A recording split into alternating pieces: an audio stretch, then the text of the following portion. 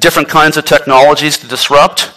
That all needs to be put together into a hybrid solution and then again put into the network. Who's going to do that? I think at the end of the day, there's going to be a combination of the traditional folks, the traditional equipment manufacturers that are playing, and there's going to have to be an incorporating of disruptors like Radisys and others here in the room. That together will ultimately get us to commercial deployment. The time is now, and service providers like Geo, I know are moving fast. So, shameless plug about Radisys. Last year, we actually changed our marketing, so the form changed, but also the substance around being open. Open is not just lip service. We open source our technology. We're agnostic to who our customers want to work with. We'll talk more about that in a little bit. But it's really important for those vendors and partners that you work with moving forward that they deeply understand open hardware, software, professional services, again, deploying the solution and supporting it in the network. I'll talk again more about that in a minute.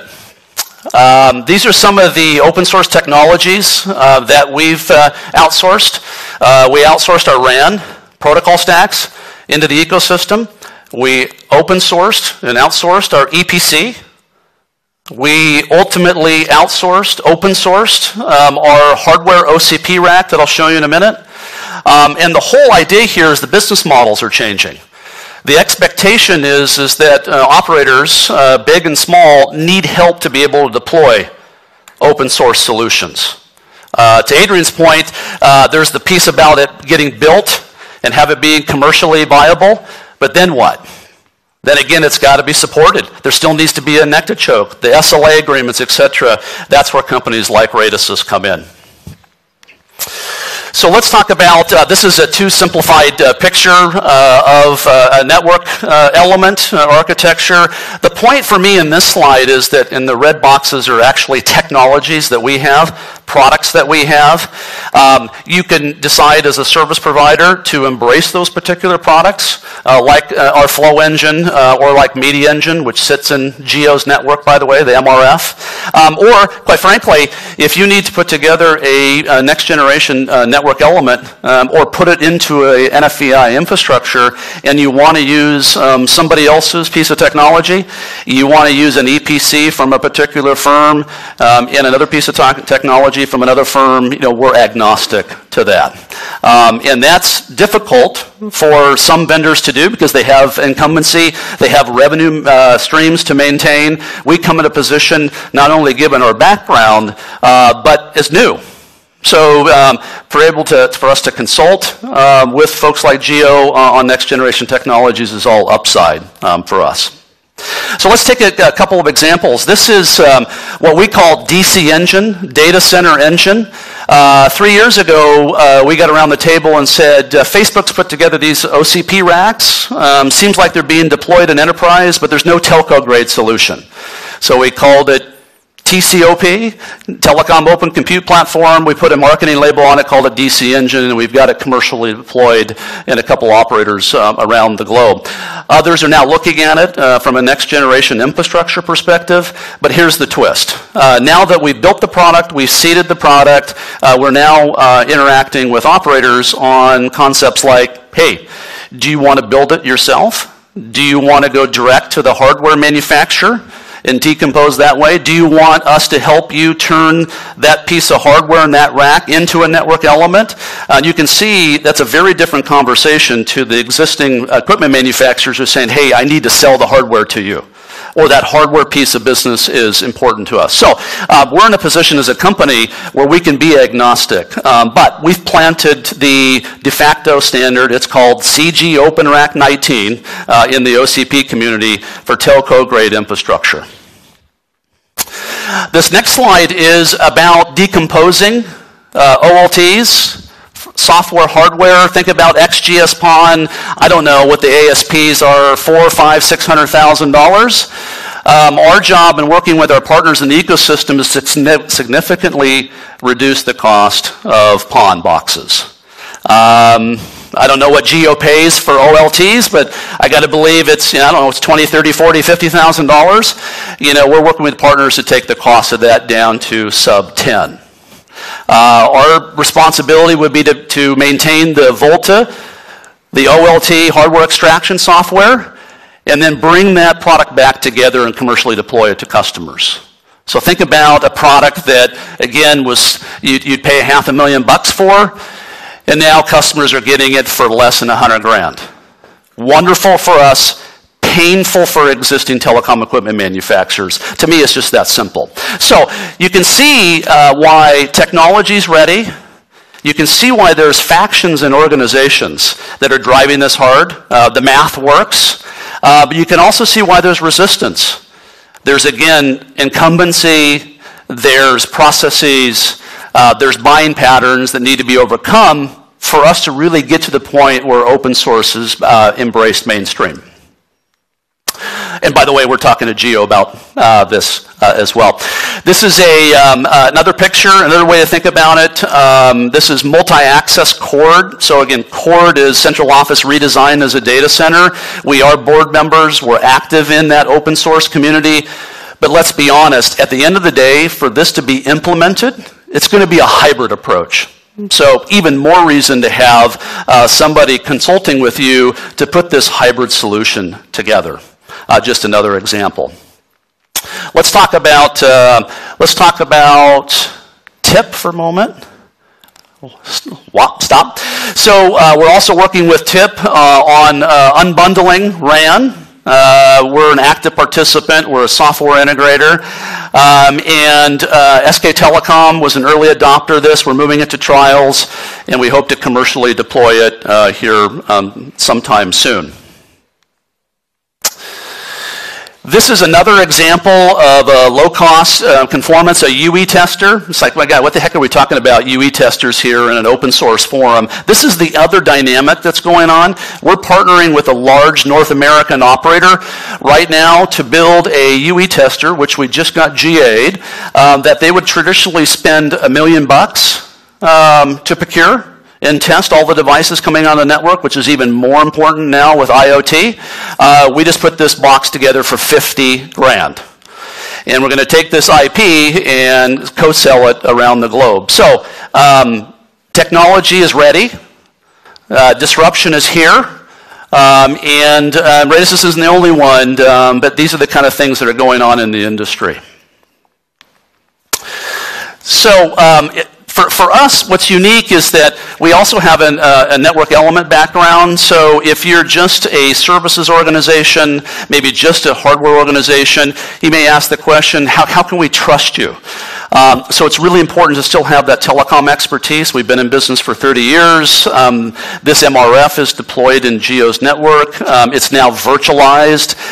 We are going to show at Mobile World Congress next month a mobile edge compute application with video and some other things that'll be tied to our MRF. So folks that'll be in Barcelona, stop by. We're sharing a booth with ONF again this year. Should be a lot of foot traffic. But the point in all this is that you need to have companies, whether it's Radisys or somebody else, who's got background in actually commercially deploying elements. That is the number one concern when we sit into board meetings in open source forums. Who's going to be the one to commercially deploy it? Again, who's going to be the one to support it? So just in closing, we can fundamentally change the way networks are built. It's happening. For me, the speed of which is only gated by the willingness of the broader organization to embrace and disrupt and to really drive change. There's ARPU and TCO advantages, ARPU, average revenue per user. It's not all about cost. The more and more that we can disrupt, the more and more we can move things to the edge, the more and more that we can delight our customers as bandwidth continues to explode on the edge. Really important to understand that. DevOps is not a science project. I mentioned that earlier. It's real. I highly encourage open source forums and service providers around the globe to take those walls down. Where we found early success with service providers around the globe is where they were early in taking what traditionally was a CTO office and network operations and planning budget owners, largely, and brought those organizations together and got everybody on the same page early. We're working with a large European service provider now, which is a great example of those organizations coming together, not fighting with each other, and we're now about ready to go into trials with that hardware-software abstraction layer for access, and I hope to be able to prove that publicly here over the next couple of quarters. Multi-vendor solutions integration is important. There are partners here in the room of Radisys. There are competitors. There are customers. The testosterone will need to come down a little bit. We'll all need to come together in making sure that we're delivering a seamless, open source centric solution to our customers. And it's really important to understand. And I mentioned it earlier, for service providers to move faster in embracing open source, you know, again, everybody's got to come together. So we can do it together. Radisys is an option. There's others out there, but I'll be around for the full day if you have any questions, so thank you. Appreciate it.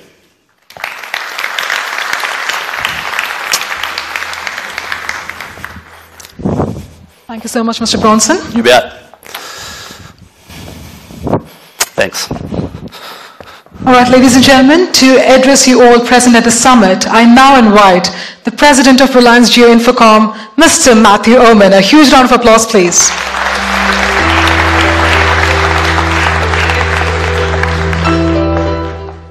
Good morning, good afternoon to everybody. And it is our privilege, would I say, to welcome you. We want to welcome you once again to the inaugural India Digital Summit 2018. Welcome to our campus. Welcome on behalf of our chairman, Mr. Modi, Mr. Akash Ambani, and each and every Reliance person, individual, leader, and others, my friends and leaders from Cisco, and our great partner throughout the process, the Linux Foundation and team.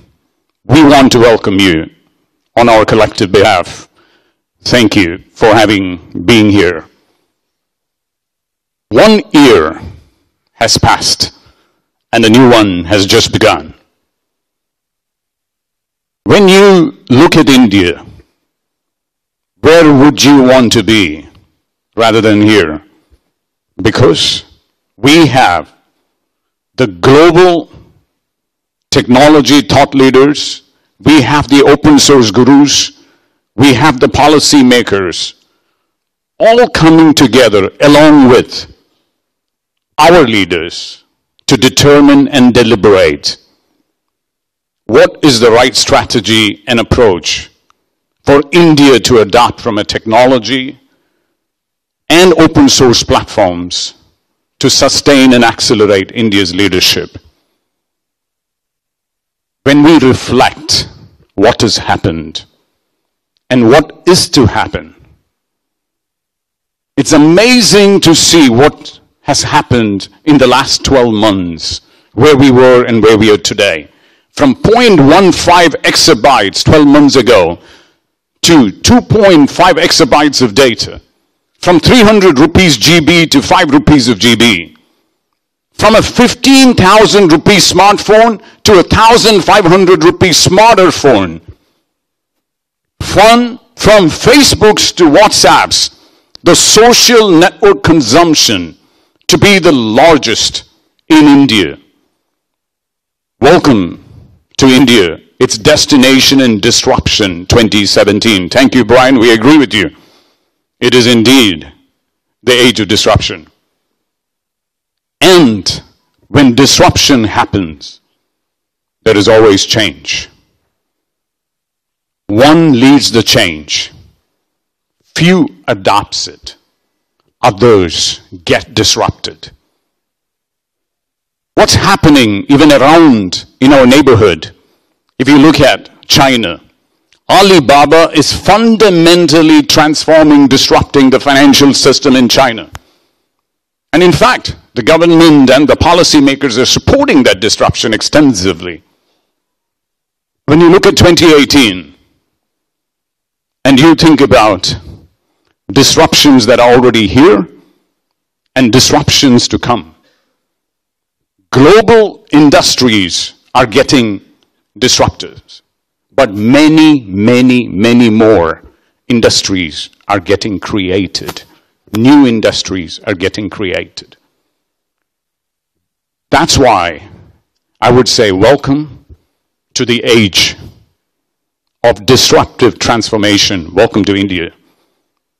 And to drive and lead to ensure India's leadership in this technology and this open source platform leadership and in this transformation where new business and service models are getting created. We are fortunate and we are privileged as a nation to have high caliber and diverse and experienced leaders. Srimati Aruna Sundararajan, we are privileged for you being here. Shall we give her an applause for being here at this time? Even though traffic congestion could be a constraint, and we want to improve that too, as part of improving the infrastructure of this nation, the digital highway as well as the road transport systems. We will change that, ma'am, to make sure the next time you come here, as we discussed last time, not in 2G but in 5G speeds. Thank you, ma'am. We love to have you here, and thank you for being here. Thank you, Mr. Adrian Lionel, my good friend that I haven't seen for a few years. Glad to have you here. Mr. Brian Bronson, happy to have you here. Mr. Rajan Matthews, thank you for being here. And I want to thank Mr. Samir Gaude and the entire Cisco team. I want to thank the Linux Foundation and the teams to be here. I want to thank Anjali Joshi, the Google, to be here. I want to thank the CEO of Mavenir, Mr. Pradeep Kohli, to be here. Another good friend I haven't seen yet, but I presume he's here. Ashdud, I have not seen him probably in many, many years. And Ash and I used to work together 20 years ago, and he is one of the key players who have done the converged core that Cisco leverages today. And I'm sure he is here. Thank you, Ash, for coming to this event. The Tech Mahindra presidents, 2 presidents are here today. Thank you. And the good thing, folks, for folks who didn't know or who didn't get the news, Tech Mahindra has invested about $15 million into Altiostar Store and have forged a partnership between Tech Mahindra and Altiostar Store as well. We want to welcome each one of you here. Under the new program, as you know, that India is leading, the New India Initiative, driven from the front by none other than our own Prime Minister, Mr. Narendra Modi. And we have created disruptions in India from an India stack, be it the GST innovation, be it the eKYC Aadhaar innovation, the UPI, including the Open Forge and the Open API policies created by the MIT for the government. But we need to continue to evolve. And when I was listening to Adrian this morning, Adrian said, this is not about Moore's Law. Moore's Law is increasing every 24 months. In open source, every 14 months, it is doubling in terms of the code and the contribution.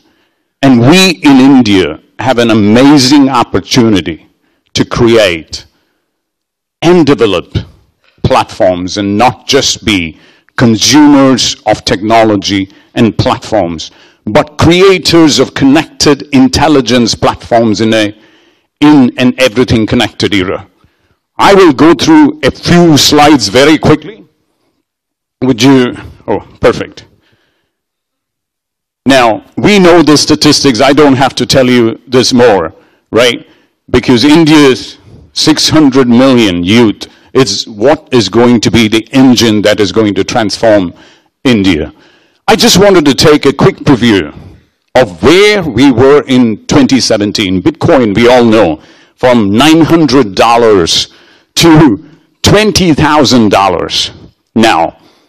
We also know this could be a bubble in creation, so we will look at it positively for now.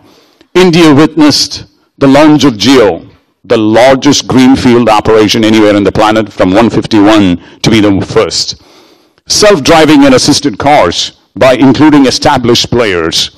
AI machine learning, inventory robots to nurses being robots. The 5 tech companies rolling in the US, including one company nearing $1 trillion. The 5G standards, as we have seen, the first 5G standards were passed, but we all know it will take a few years before the first 5G devices to come, and I'm sure Ms. Sundararajan will probably talk about how we are going to be taking leadership in that space. Now, looking at some of the crackdowns on social media that is happening and the policies being implemented in EU, and I am sure that would be something to deliver for us in India. Data breaches of CIA, making a lot of people that we know want to cry, right? I hope that doesn't happen in India, and we need to be always expect the unexpected. And 145 million Equifax customers. Remember, 145 million is almost all of the people pretty much having credit cards in the United States.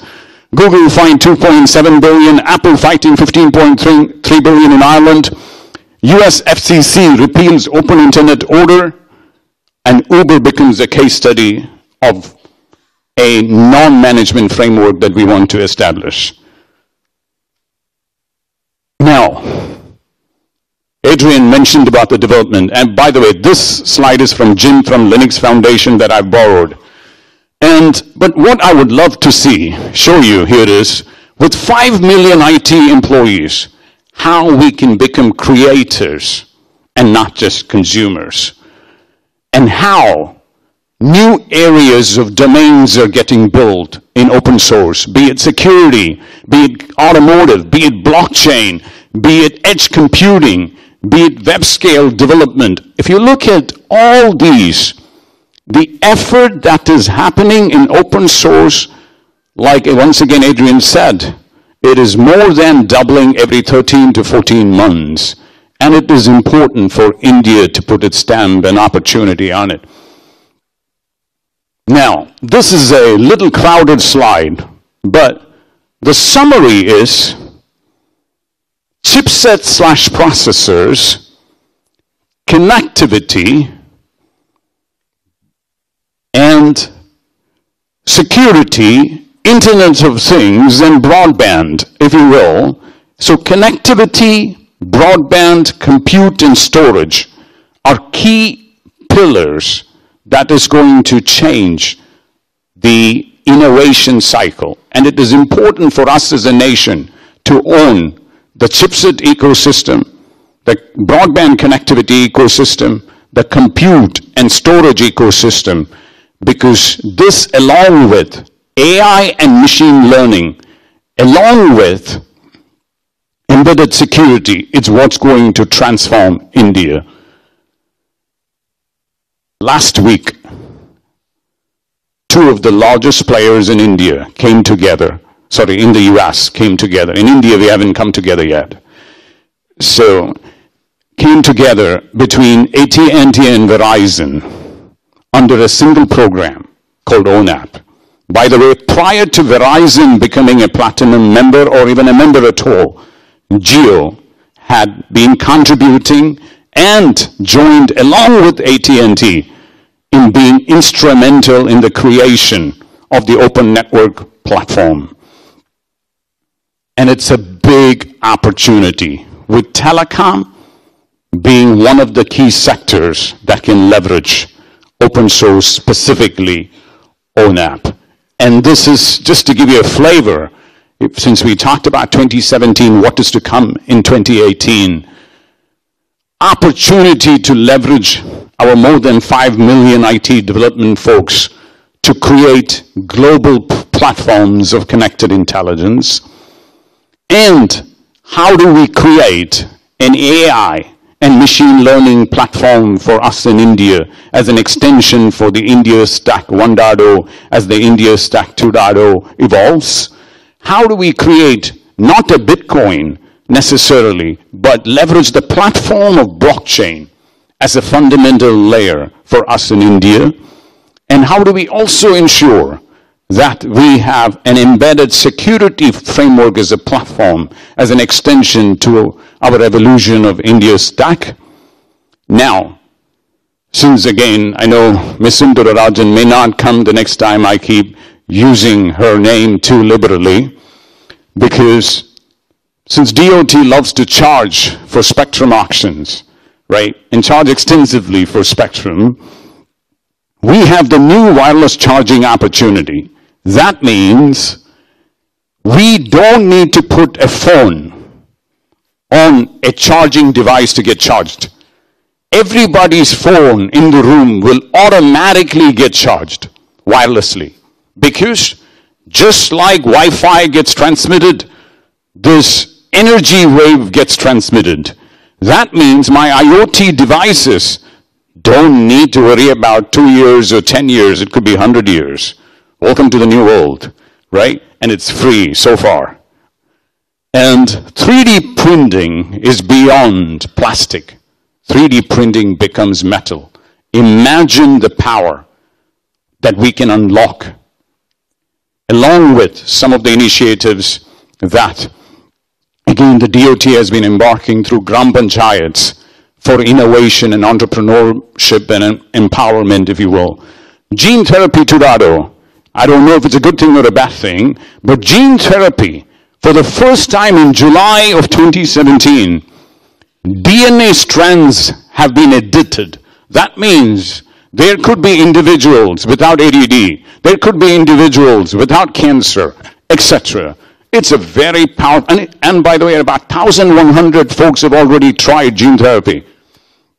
Smartphone 3.0, in my humble opinion, beyond, smartphones are going to get smarter than the geophone, believe me, and we recognize that. And smartphone is going to democratize healthcare, education, agriculture, etc. As it becomes the supercomputer in your hand, and it becomes the applications and every sensor that one can think through to being associated with it. Now, how do we win in this world by creating an entrepreneurial hub? How, when we look at the world, in China, when I look at China, I don't see 500 places of entrepreneurial hub. I actually see maybe 3, but mostly 2. It's Beijing and Shenzhen, and a little bit of Hangzhou. Hangzhou primarily because of Alibaba. But otherwise, it's honed in on Beijing and Shenzhen. When you look at the US, it's predominantly the Silicon Valley, some LA, and some Boston. What are the key metrics for that success? If you look at it, higher education, i.e., how do you create the knowledge base with the right talent?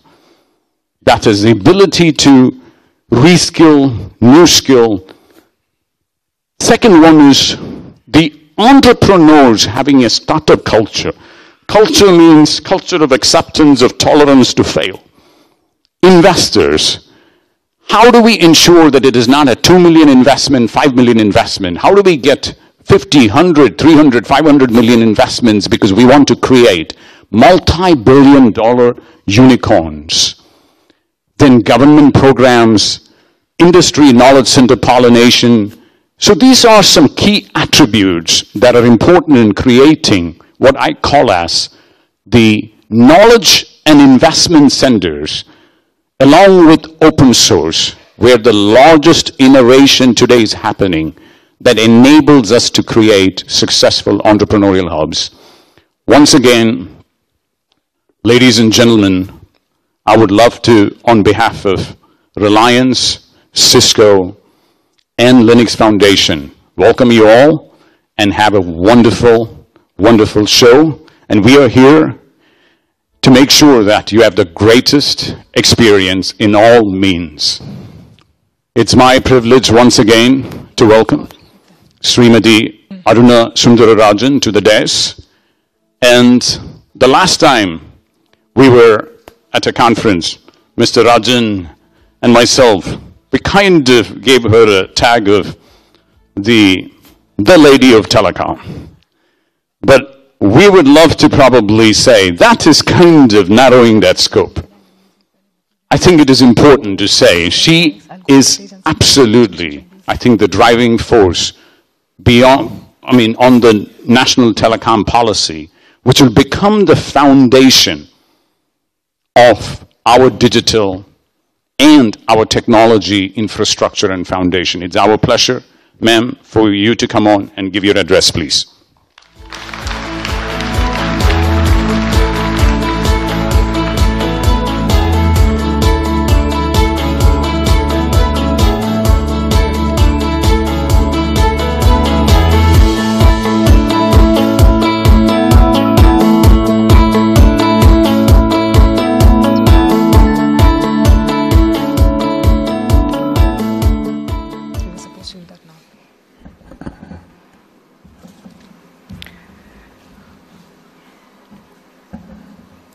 First of all, Matthew, thanks for that really rousing welcome and for a really rousing opening address.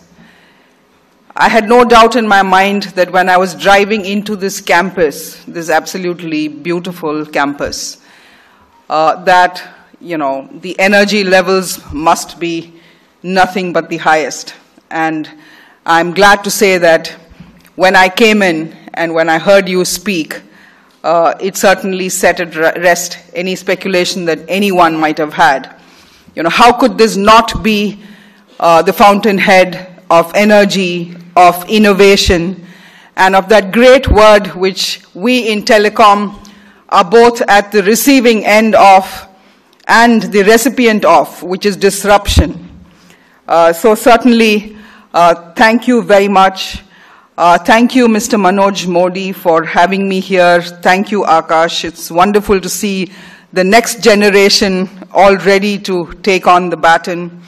And certainly, let me also say how happy I am to note that Cisco, the Linux Foundation, Tech Mahindra, all great partners coming together on this occasion. And also, I was fortunate enough to hear the last few minutes of the speaker before me. And I really wish that, if I could have traveled at 5G speed, which Matthew has promised that next time I would have actually caught the rest of the speech as well.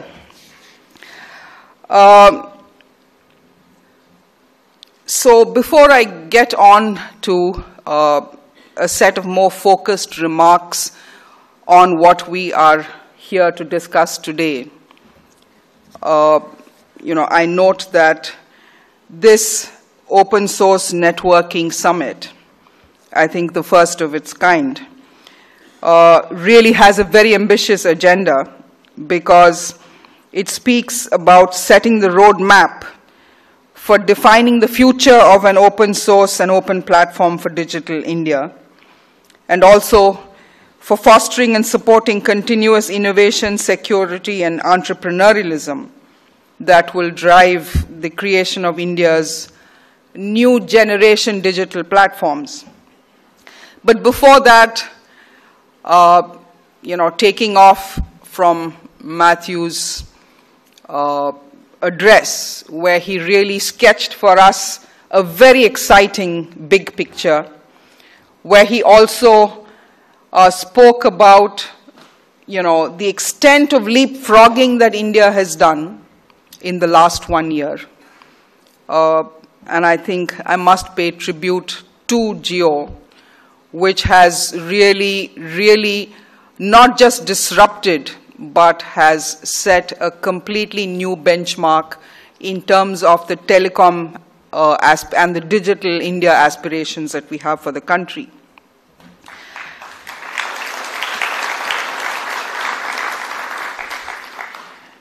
So yesterday I was with a set of newspaper reporters, and they were asking me what is it that one would if one were to do a bit of crystal gazing, what does the future look like? And clearly the future looks extremely promising. It looks extremely exciting. Because the fact of the matter is that India is at the cusp of the world's largest digital opportunity. And this, as somebody who keeps on hearing about the extent of unserved and underserved Indians. And it is precisely this set of unserved and underserviced Indians that define the scope of Digital India. And I think this company and the chairman of Reliance, what has made them stand apart is that every time they have looked at the extent of unserved and underserved, they have seized on the opportunities that it represents to create not just great products and services, but in the process generating thousands of jobs, which is so important for us in India. So clearly, the fact that India, over the next 5 years, has set for itself a very ambitious mission to achieve 7.5 trillion GDP, which is a threefold expansion from where we are currently. This is both a huge opportunity in terms of what it represents for not just the entire set of players in the telecom ecosystem, but I think what is important is that it is also an opportunity for digital leadership. India today can truly say that it has the capabilities to emerge as a digital leader globally. One, because the entire telco ecosystem is a mature ecosystem. It has some of the finest capabilities, some of the finest entrepreneurs, and therefore, since telecom is the fundamental enabler for digital leadership, I think we have the first building block, a very robust and secure building block in place. The second building block, namely the software and the IT capabilities, here again, I don't think India is second to any other country. And therefore, given that we have such strong capabilities, India needs to be aspirational in terms of its vision for what we can achieve digitally. Having said that, I think there will be 4 dimensions which will actually determine how fast we get to a position of digital leadership. The first one would be the set of digital policies that we enact. And this is going to be critical because the data policies, India is currently working on a range of policies relating to this, whether it is data protection, data privacy, the open source, how we are able to create the platforms, the digital platforms that will allow people to leverage the digital technologies. The telecom policy, the new telecom policy that we are working on will also be a key piece of that whole set of the policy framework. And we want to make sure that we have the best-in-class digital policies. And for that, I see this conference also as a key forum for people, whether they are policymakers, academics, technology leaders, or industry, to come together. Because it is only when we constantly engage and interact with each other and collaborate that we will be able to create the best-in-class policies. And as the Telecom Secretary and as we go into the new telecom policy, I would be looking very keenly to engaging with all of you to make sure that India does have the new telecom policy that it deserves in 2018. The second would be digital infrastructure. And digital infrastructure, the fundamental pillar of that is indeed going to be the telecom infrastructure. The telecom infrastructure is now expanding to include the cloud.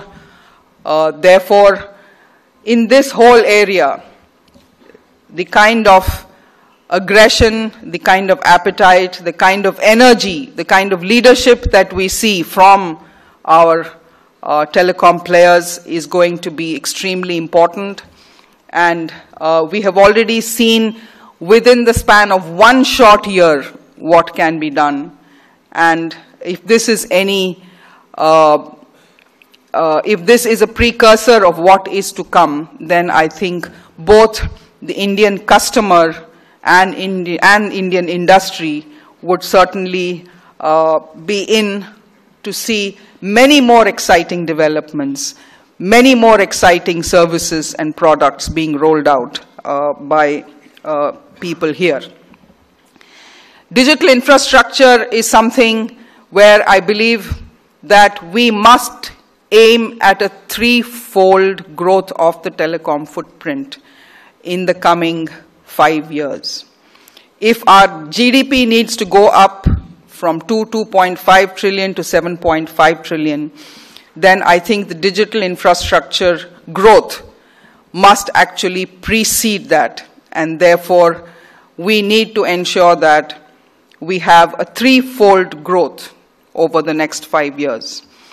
So how do we facilitate an environment in which these investments can go in, that projects can get completed not just within the time frame set for them, but ahead of the time frames? And I think we've already seen that here. I think that is the set of policies which we need in the government to work on. And once we do that, I think then if we are able to expand our footprint by 3 times, then I think a lot of the digital dividend that we keep talking about, that our Honorable Prime Minister keeps talking about, will indeed start flowing to our citizens. The third thing is the set of capabilities that we build, whether it is R&D capabilities, Make in India capabilities, IPR capabilities, design capabilities in digital.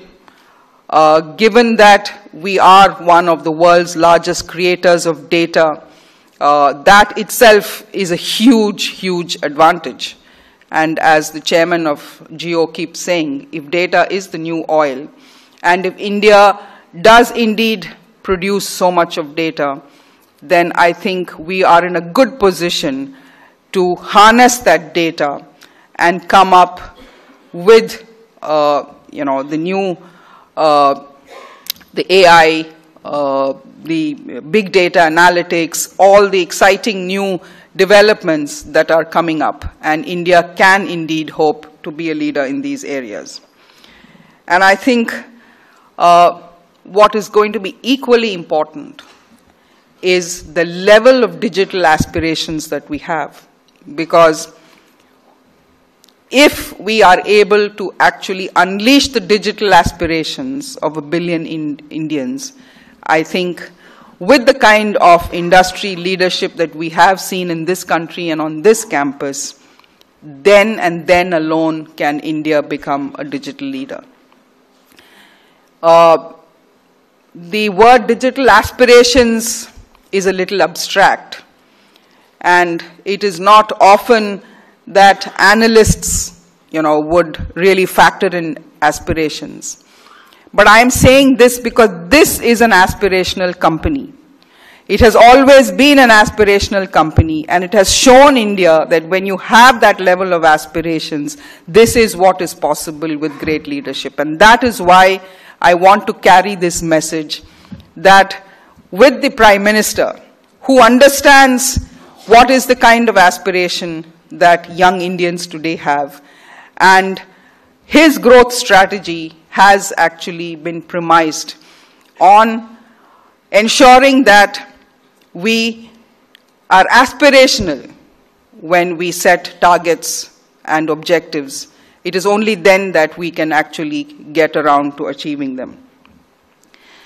That brings me to the point about culture, because while culture is one of those soft factors, the culture in which we work and operate and interact is very, very critical. And that is why this whole event today about the open source networking is so key. It is only if we continue to remain open and collaborative, it is only then that we can actually achieve all these digital capabilities that we spoke about. And the whole Indian IT story is in fact a great one of collaboration. So we have seen over the years that academia, industry, and government have come together. And if you recall the early days of the Indian IT story, it used to be that there would be a roadmap that would be set nationally, not by the government, not only by the industry, not only by any single segment of academia. It is a national roadmap, and it is that national roadmap to which everybody worked towards. And I think in terms of the entire digital aspirations and digital India, that is what the Prime Minister has done. He has articulated a national goal, and after that, I think it is our responsibility, whether it is government or industry or academia, to come together to make sure that that national goal is achieved. And no better way than to have an open culture, an open architecture. And if we look at the programs that India has had, whether it is the India Stack, which is premised on Aadhaar, or whether it is the UPI, you will see that all of it is based on open APIs, open architecture, so that people can come together and collaborate. The Government of India's open source policy has been articulated a few years ago, and the Government of India has indeed been following precisely this approach. Again, the government has developed an open forge platform where government has also opened up some parts of the data so that industry and startups can indeed use that data. We have, as I said, an open API policy, and whether it is Aadhaar or the Beam, etc., these are built around this. I just want to go back to the points that Matthew had mentioned in his opening remarks, that what are the essential and critical building blocks whereby India can become a digital leader. First, I think there is an opportunity for most aspects of the network infrastructure to be built on an open source cloud platform.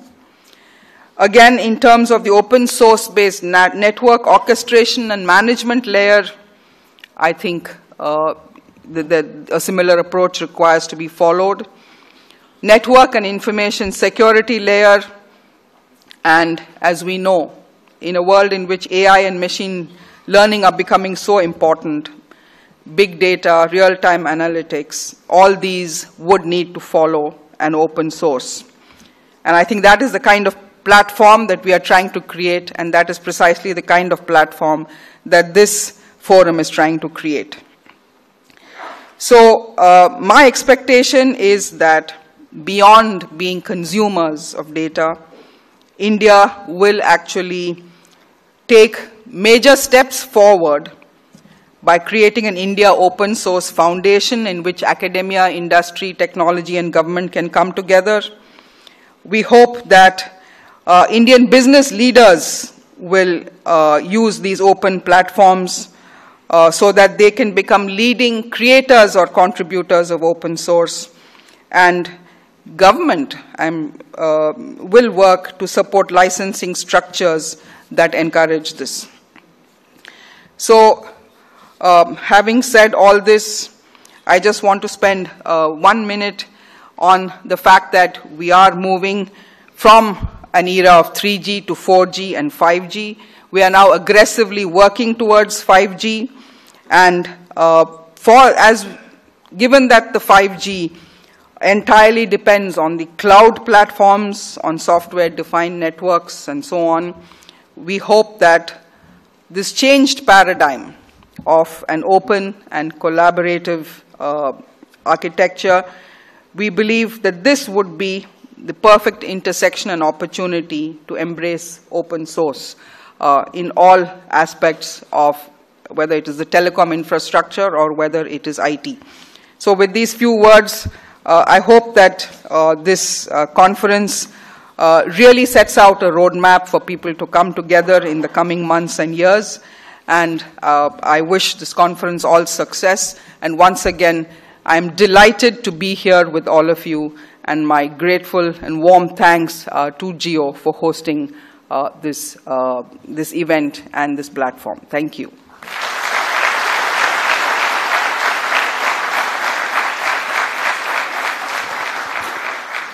Thank you once again, Ms. Aruna Sundararajan, for this enlightening and indeed raising the bar for the inspiration of more than 1 billion people. Thank you very much once again, ma'am.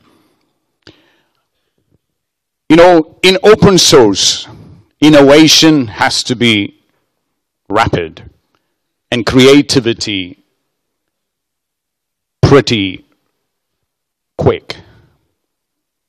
I talked to Akash this morning and I said, Akash,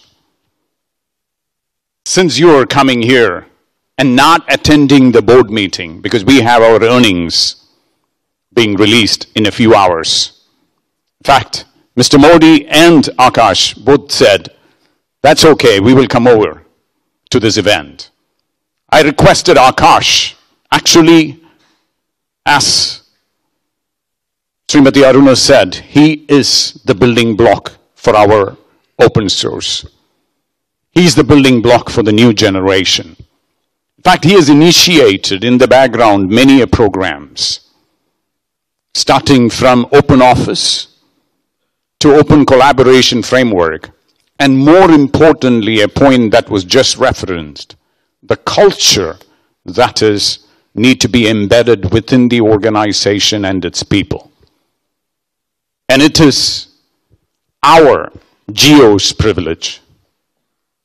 And we want to thank the Linux Foundation and Cisco and all of you delegates being here as we invite on your behalf none other than Mr. Akash Ambani. And thank you for coming to do this at such short notice. Thank you very much.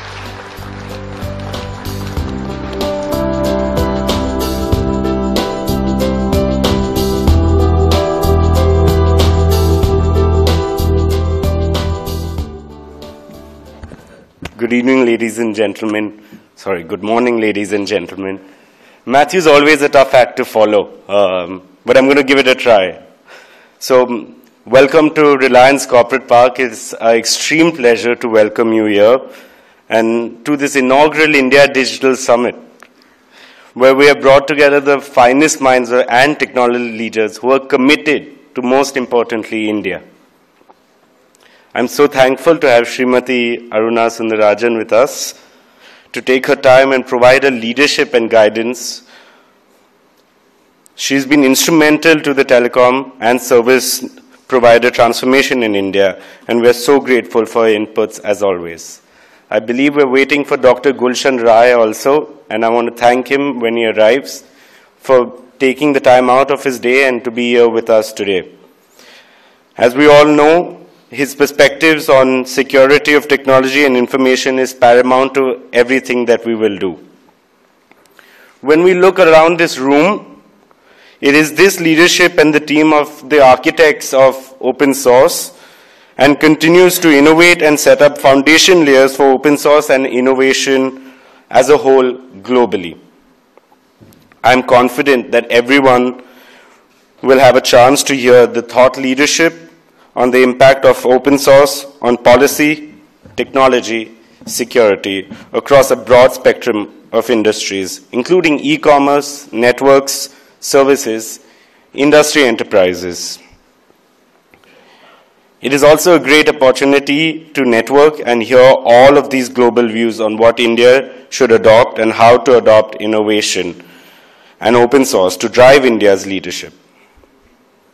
Open source is very important for Jio, being both a contributor and utilizing it for our business needs.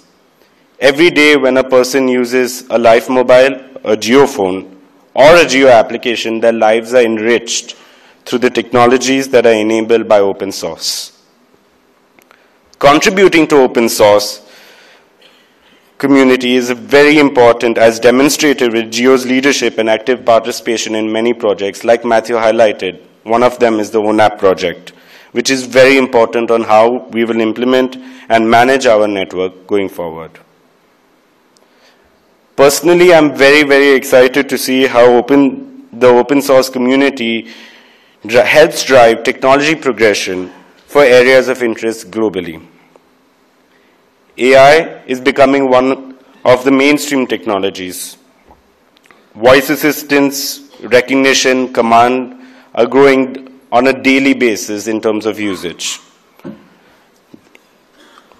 AI projects have leveraged open source to enable continuous innovation.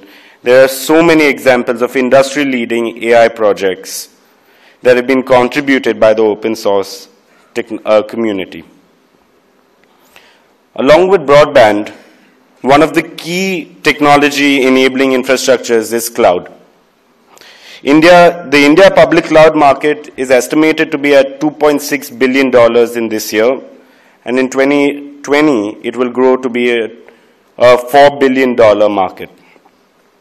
OpenStack, one of the world's largest open source, or the world's largest fully open source cloud project, is being leveraged more and more on a daily basis by more and more customers, including enterprise. It now powers over 60 data centers, including public and private clouds in the world, including ours, Reliance Jio's. And it's also being leveraged as core network management initiatives, including ONAP. Secondly, AR and VR. 2017 was a tipping point of AR and VR globally, with accelerated momentum happening in 2018. In India, AR and VR is in the initial stages of adoption. But here at Jio, we believe that it will grow at a 50% compounded rate for the next 5 years. Blockchain. We've all heard so much around blockchain lately. 2017 was truly the year of blockchain and digital currency, highlighted by all the buzz surrounding Bitcoin. Beyond cryptocurrency, blockchain at its core provides a distributed ledger system for enabling secure transactions. One of the fundamental use cases of this was Bitcoin, but there can be so many others in so many different industries, including banks, healthcare, real estate, education, 5G IoT, and connecting billions of devices to provide always-on connectivity. We're fortunate to be living in India, where we have a vision of digital India. And the open source community will enable solutions for key verticals of digital India: agriculture, education, medicine, and fintech, just to name a few. Why I say this is because I believe that these technologies can impact every Indian in a profound way and improving their day-to-day lives. Jio is committed more than anything to improve the lives of 1 billion Indians in a positive way, and to get these technologies to every customer of theirs. At Jio, we are committed to contribute and use open source technologies to better our consumer experience. Our chairman believes that India is on a path to be a technology innovation leader and a technology superpower. And the open source community will be a key driving force for this. Again, I would like to thank each and every one of you to take time out from your busy day to be here.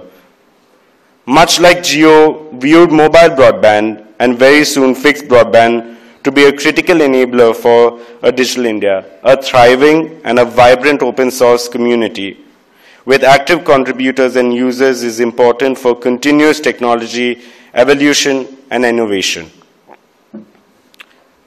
I have requested our leadership to ensure that each and every one of you have a personalized experience of not just this show, but also what Jio has done and plans to do in the next room at the Experience Zone. An experience of what we can do with mobile broadband, what we can do with good fixed broadband at home and at enterprises, that a nation will grow on, and how this broadband aligned with technology can address India's needs as well as our nation to become the innovation center for the needs of India and its people. Thank you very much and enjoy the conference.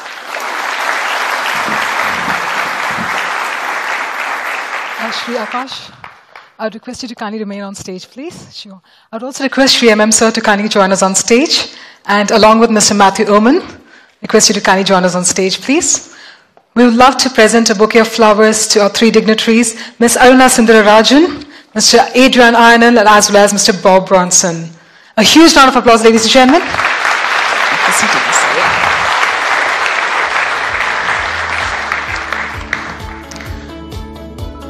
I would request Shri Akash to kindly present the bouquet to our dignitaries.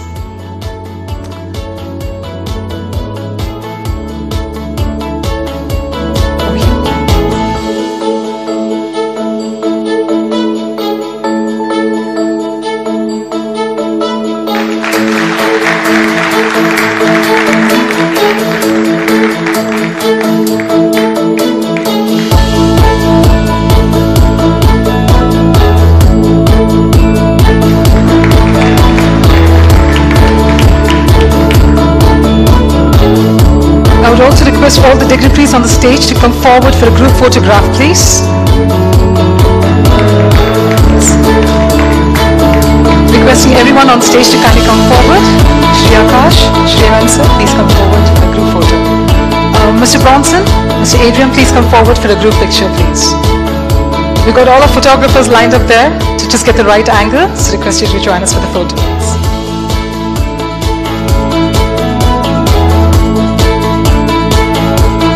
Yes, could we have a huge round of applause, ladies and gentlemen? Thank you.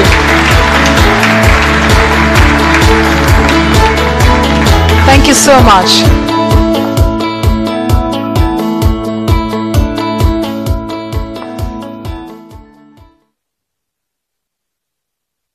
Well, indeed, a great start to the summit, ladies and gentlemen. But with that, we'll be moving forward to the next topic. In fact, it is on transformation in big data and analytics leveraging open source.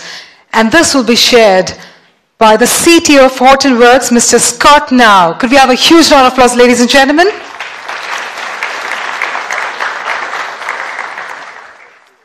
So he's the Cto of Hortonworks, a company at the forefront of emerging connected data platforms where he works intimately with leaders in the Fortune 1000 undergoing business transformation through real-time data. Mr. Now, we request you to kindly join us on stage. Oh, thank you. Thank you so much. Thank you. Thank you. Good morning. Good afternoon. It truly is a great honor to be here. It's been a great event so far.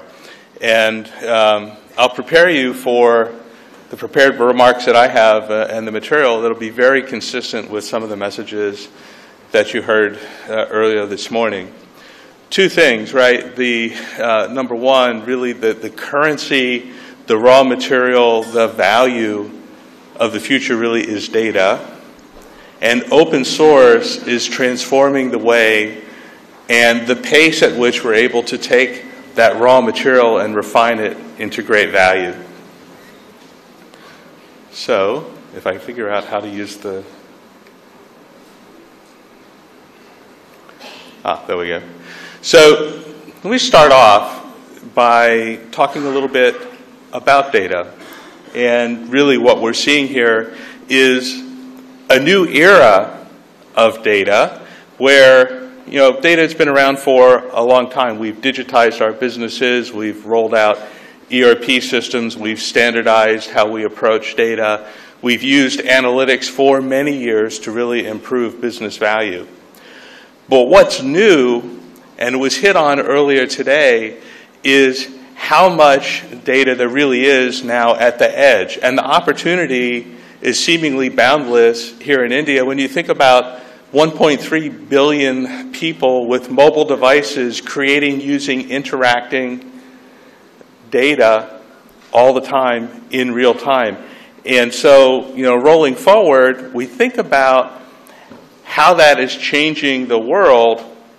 And it's not just about analytics anymore, but it's really about being able to connect all of that data in real time to create new businesses, new opportunities, and ultimately a better life, a better experience for those folks. And you can see some of the examples that are going on in digital India today, whether it be new payment platforms, whether it be getting insights and being able to deliver real-time capabilities to those end users, or even as some of the preceding presenters have spoken about, things like self-driving autonomous cars, individualized healthcare at the genome level, and everywhere in between. And this is all really enabled by data. Okay, so let me flip back. We've got the new raw material. That new raw material needs to be refined into those new business models. And we really believe at Hortonworks, and I'll talk a lot about the value of open source. Certainly at Hortonworks and the Hadoop community and the partnering that we're doing with companies like Reliance Jio are really transforming how data get connected across the universe. Now, when it started, and you know, when the open source craze and Hadoop and big data and all these things started, people talked about open source and were very excited for the wrong reason. They were very excited because open source is free. And so the economic model is very different, and that's very true.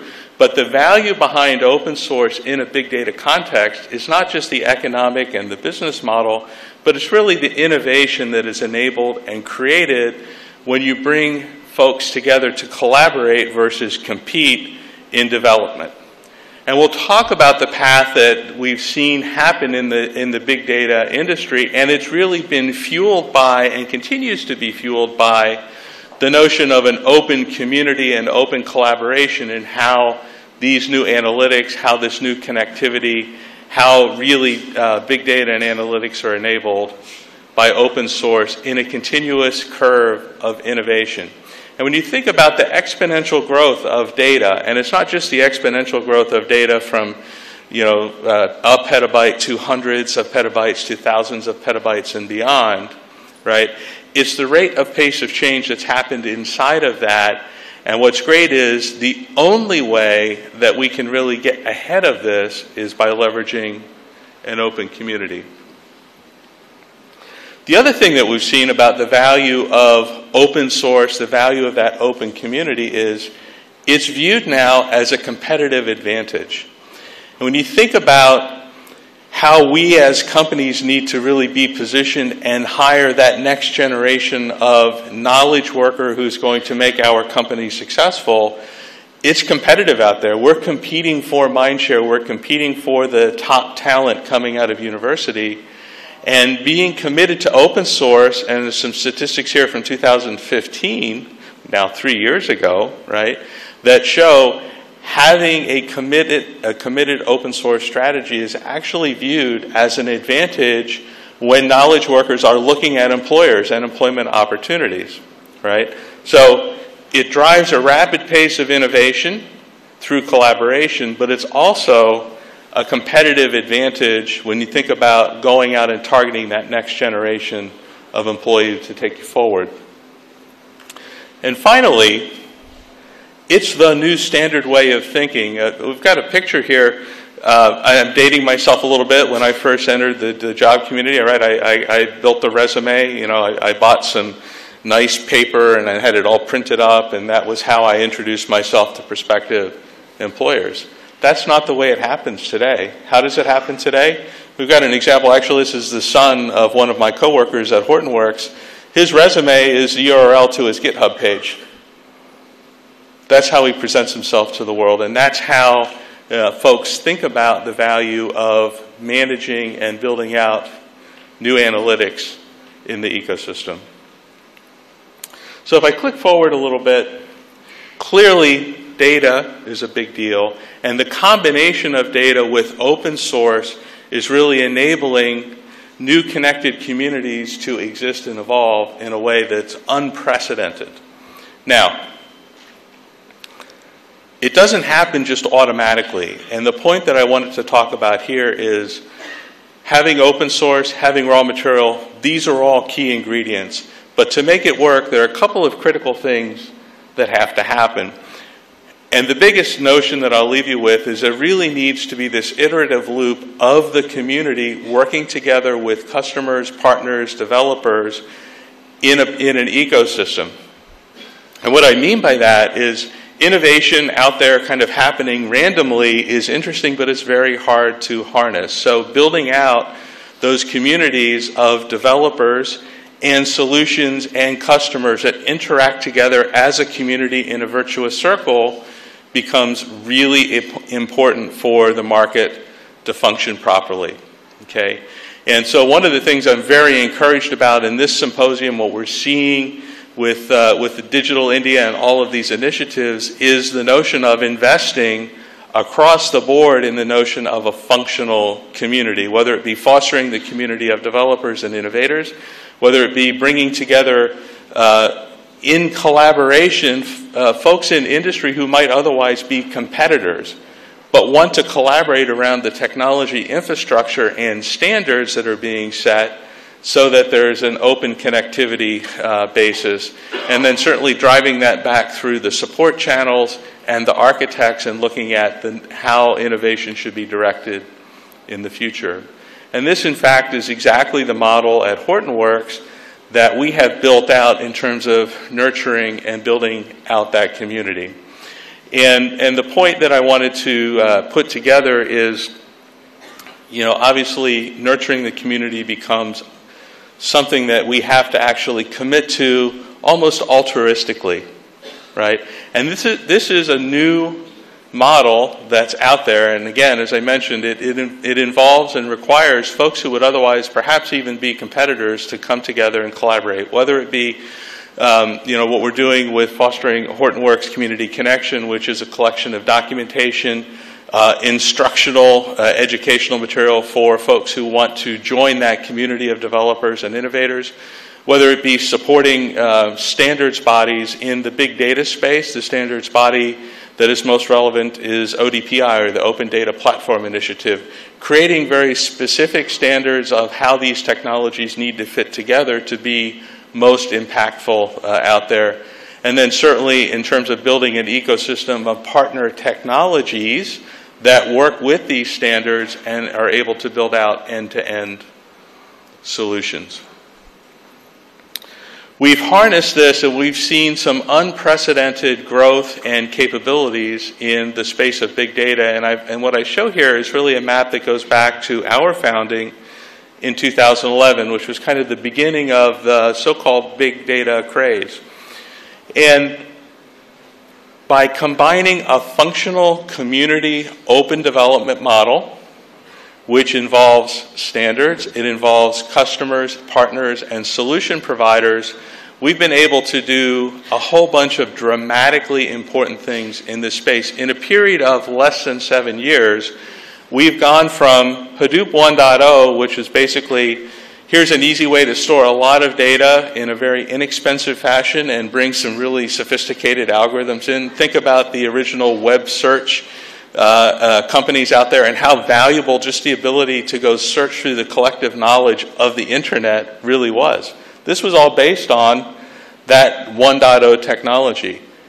But by leveraging the open community, we're able to move that forward and make it multi-tenant capable, as well as having integrated security, governance, and privacy. All things that are really important in a data-enabled age.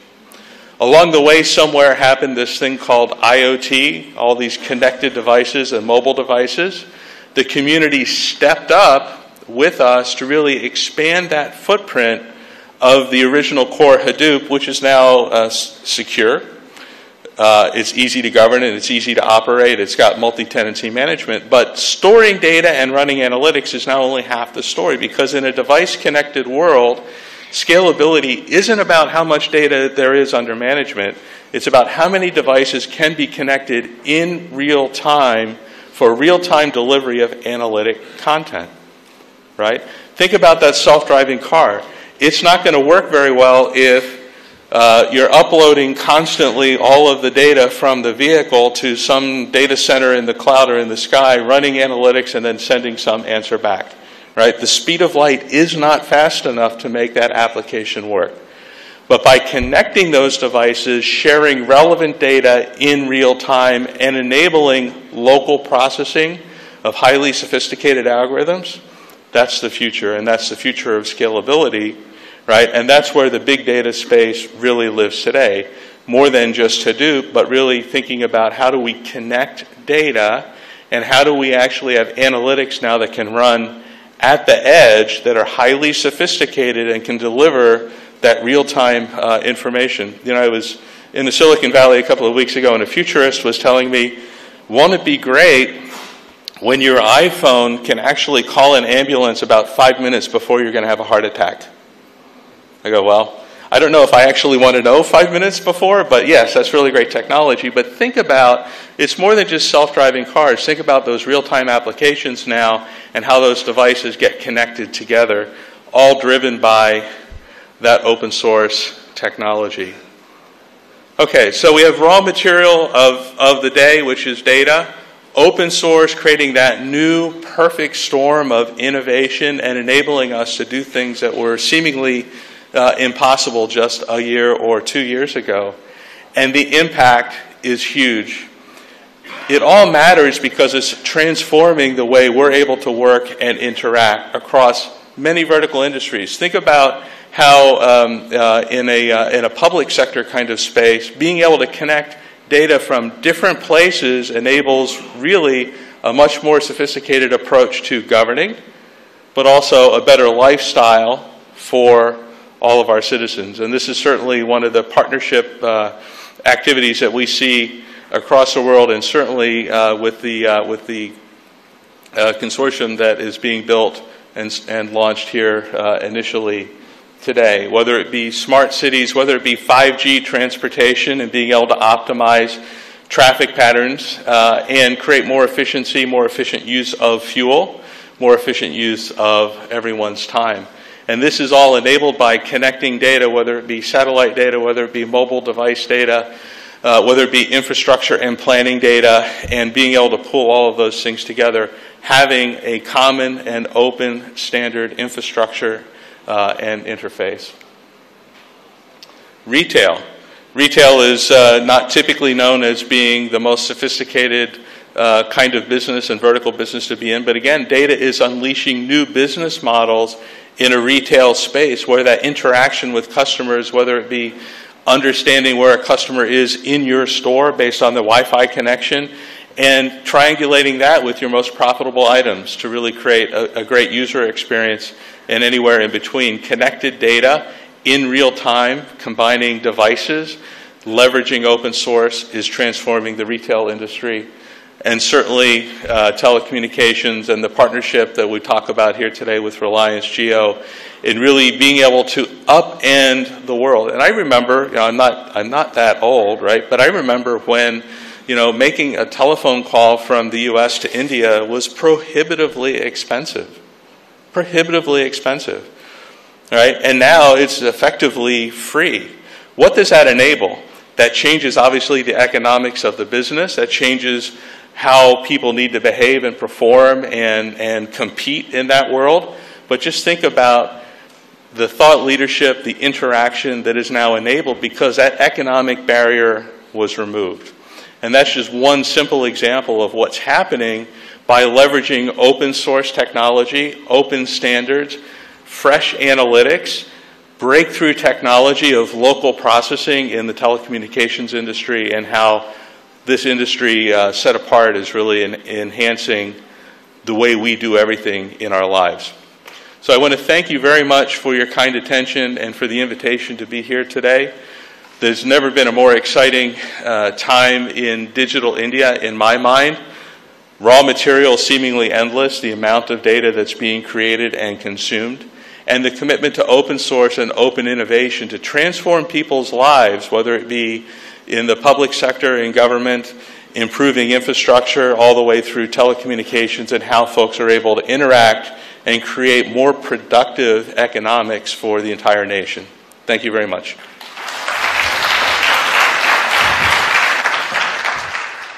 Thank you so much, Mr. Nal. Thank you once again. All right, ladies and gentlemen, what we're going to do now is slip into a very short break for just about 10 minutes. But please do continue tweeting using hashtag IDOS2018. We're also receiving lovely ideas from all of you, but please do use your registered mobile number on the GeoChat and India Digital Open Summit channel. Also, we are looking forward to some fantastic questions coming from all of you to our panelists. In fact, the panel discussion is going to come up next after the break. So see you all after a short break of 10 minutes, ladies and gentlemen.